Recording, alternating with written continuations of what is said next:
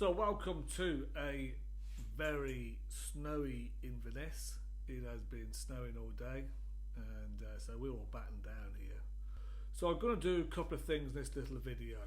One, update on my BMW 530e, which is the FEV version of the 5 Series. I have the Touring, so I picked it up week last Friday and did my long journey last week, Monday to Friday, which was 1,170 miles. So that gave it a very good test. So I'm going to give you my review of the car, what we got in terms of economy, whether I'm happy, middling or miserable.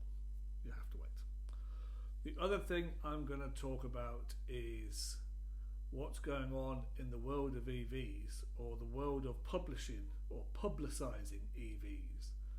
And I titled my last videos The Big Lie, and effectively I think that reality is really biting, and there's been a lot of quite, let's just say, the negatives of EVs seem to be overtaking the positives right now, unless you're about to buy a new Tesla. So let's start off with the 530e. Picked it up.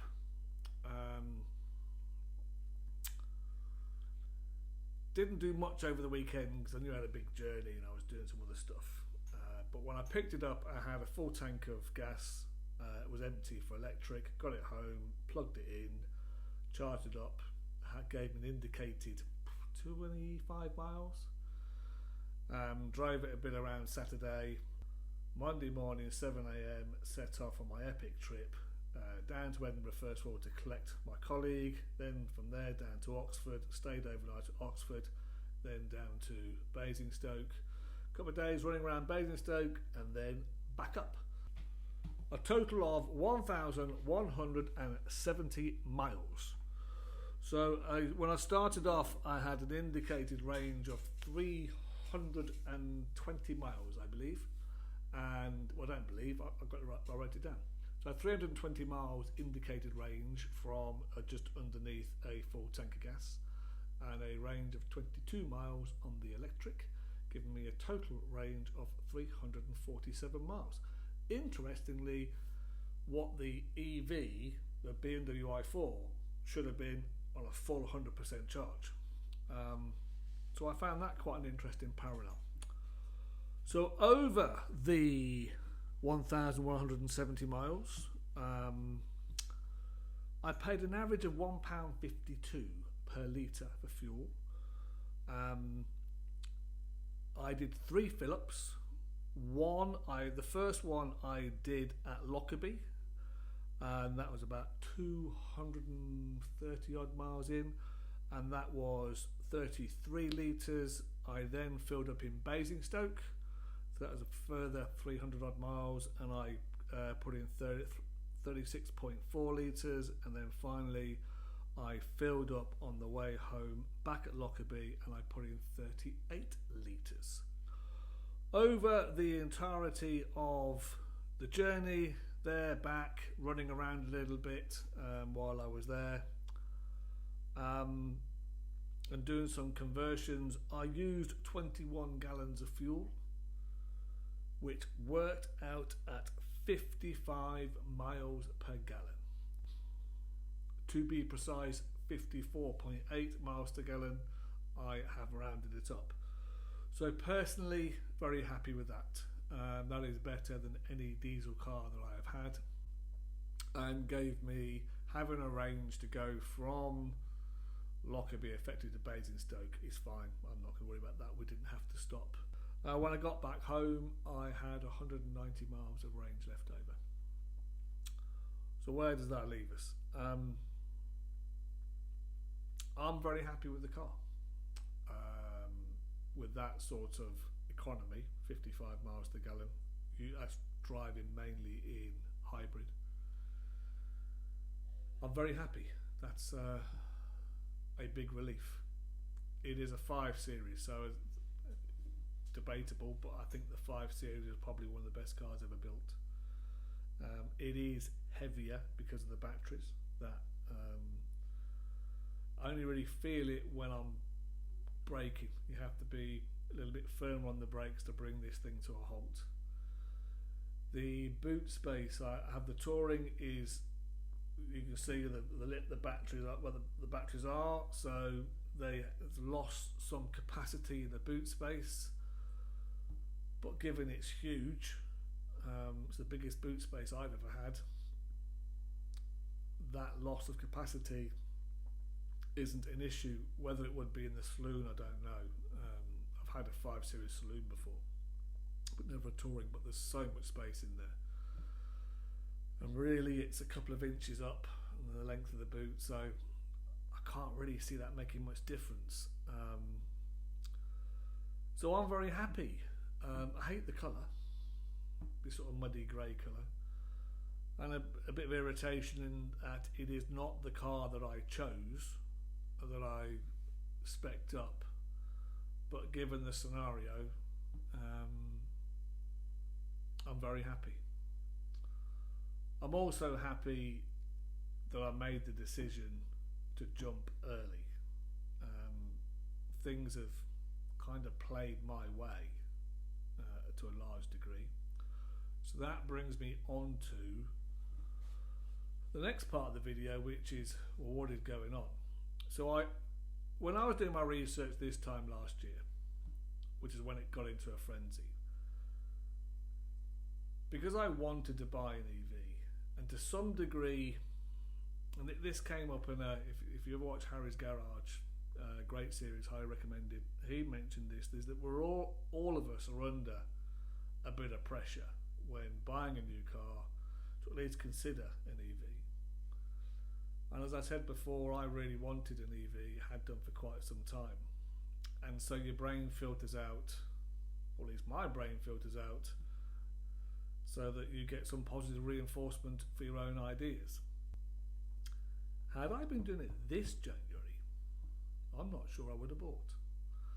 So I mentioned in the last video that Giles Coren, who is a Times journalist, has written a piece about why he has given up his EV. He is a journalist for the Times,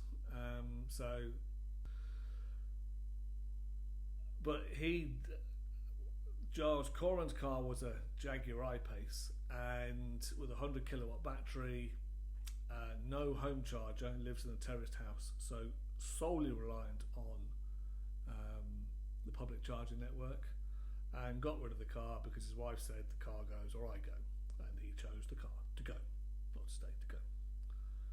Now that piece has caused quite a furore here. So it was in the Jeremy Vine show on Radio 2, I think Tuesday. He did a piece on EV, that's on BBC Sounds if you want to catch up on that. And in that, what was interesting in that was those that were defending EV World, and the most notable was a motoring journalist, Quentin Wilson, who I have a lot of time for, but an EV fan. Plus a few others. A lot of people said they have EVs, they do fine.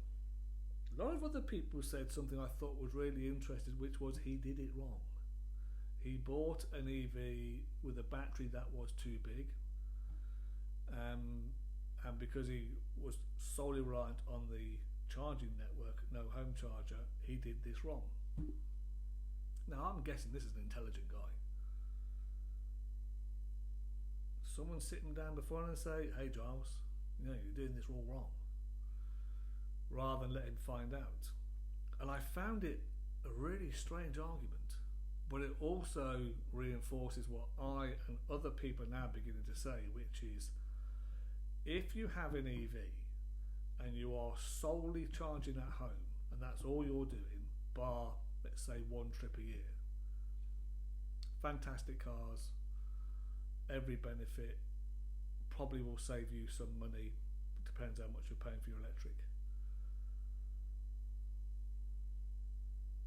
In those conditions, EVs are fantastic. As soon as you step out into the network, that's when the problems begin. So to put this into context, there's been some data released. Society of Motor Manufacturers and Traders, SMMT, you may have heard of them, released some data. Currently the network, for it to get up to where it needs to be right now, so this is not about the growth of cars coming, but where it is right now, we need to put in 100 chargers per day. Say that again, 100 chargers per day to meet current demand. The rate they're going in is 23 per day. That's a big shortfall. So if you're going to be going out into the charging network, don't expect this to get any better. In fact, expect it to get worse, because cars are growing at a much greater rate than the network. And I think you can expect to see over the next 12 months, at any peak time, Easter, Christmas, summer vacations, any other vacation time, bank holidays, expect to see queues for chargers. And if you are planning your journey, I would recommend planning detours away from the main charging areas, like motorway service stations, maybe into towns, and then charging there where maybe the demand isn't quite so high. So this article has got a lot of conversation going. Harry's Garage, I already mentioned, he's brought it up in looking at EVs. He's firmly of the opinion we're not ready. He ran an iPace for about 18 months. They've got plenty of videos on it. His conclusion was home charging is fine as long as you stay within the range of the car. You don't have a problem, but go out in the network and you have a problem. Further on, yesterday Tesla announced significant price reductions of around about 11% across the board. So something like a Model 3 standard car has dropped about £6,000. The Model Y, I think the top performing Model Y, it's only dropped by about £2,000 or £3,000. So when you level out, it's around about an 11% cut, I believe. Great news if you're about to order a new Tesla. Not great news if you have either just bought a Tesla and paid upwards of £8,000 more for it than you would do if you ordered it today, or you own a Tesla and you're thinking about resale value. It has just dropped significantly, given what I'd already said was some of the biggest motor traders do not want used EVs. And if you are a trader and you've got a whole stack of Teslas, the value of those Teslas has just dropped massively. If they've dropped the used price by £7,000 or £8,000, that's the minimum you're going to drop your used car. And the reason given in the press releases I've seen is Tesla's production of cars has gone up significantly. So this time last year, if you wanted a Model 3, you were looking at about a 6-month wait, a Model Y 9 to 12 month wait. They have cut those waiting times now to between 2 and 4 weeks, depending on the model. Tesla's still the best selling EV, but as we've seen at T-Bay and others, they're beginning to overwhelm their own network. So while great network went in, it has not grown where the cars have. So the situation is people are buying EVs at a much faster rate than the network is growing, and this is now getting noticed, and this is now being publicised, and people like me are shouting about it now. I'm also not alone in having given up with an EV pretty quickly. Some wait longer. But the other thing I'm seeing in the comments on my videos are also people who have coming to the end of their first EV and then going back to ICE because of the charging network. So lots of things going on, and had just a lot more noise, I think, and it could be I'm noticing more, people are sending me more. But in the wider public, the wider communication of national press, national radio, there's a greater conversation going about the drawbacks of EVs when you're reliant on the public charging network. We do not have any form of government coordinated action. The pressure from the EU on manufacturers to churn out more EV or alternative fuel vehicles is only growing. The targets that existed this year get tougher for next year. So the growth of EVs is only going to increase. And that puts a greater pressure on the network. So let's come back to the beginning. What's the answer? Is a PHEV the answer? Is electric the answer? Is petrol the answer? So EVs, I'll repeat myself. If what you're doing is home charging,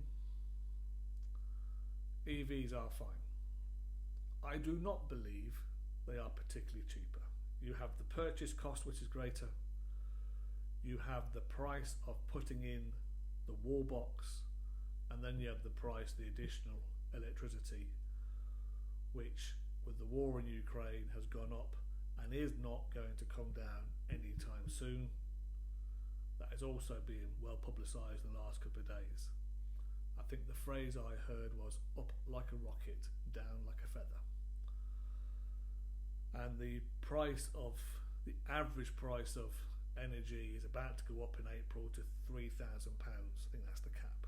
So it's still on an upward trend, even though market prices are going down like a stone. Price of petrol is dropping. So if you're home charging, don't get too caught on this is cheap motoring. It is not cheap motoring, but alternative, and then yes, it's there. That would be your answer. You'll enjoy it. I think if you want the most economical, I'd be tempted to say something like a Volkswagen TSI 1.5 petrol. My Golf has a 60 litre tank. I get over 500 miles to a tank, and that's running around town. I filled it up this morning. I've done 421 miles. That is pure town driving on one tank of gas, and I had an indicated range left of 80 miles. Where do I got that? So that's, I think, the most economical is petrol. So where's the PHEV fit? The question I get asked, is it the worst of both worlds or the best of both worlds? And I don't think it's either. I'm happy with my choice. It gives me the halfway house. The car's fabulous, but it's a 5 Series. Some of the newer PHEVs coming out have got a 50-mile range.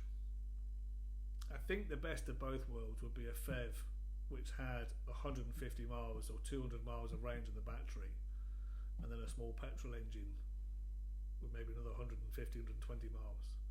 I don't know. So for me, the PHEV is the best choice. I'm happy with it.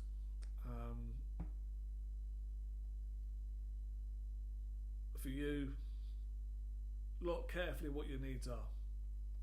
But the one thing you have to be aware of before you make any purchase decision on an electric car is the charging network. The public charging network is not fit for purpose and is not getting